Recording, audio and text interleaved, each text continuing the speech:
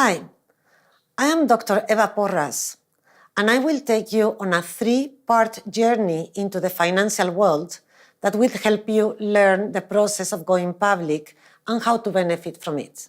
I hold 2 PhDs in finance, one from Florida Atlantic University in the US and one from University of Almería in Spain. I have also attended 2 postdoctoral courses in Harvard Business School.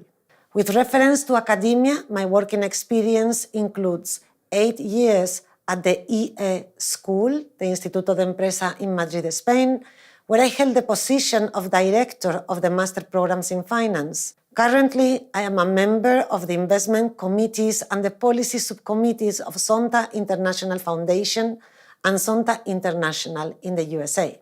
I am also a partner in 2 consulting firms in Spain and Hungary, where we value businesses to help them grow and reveal their true potential.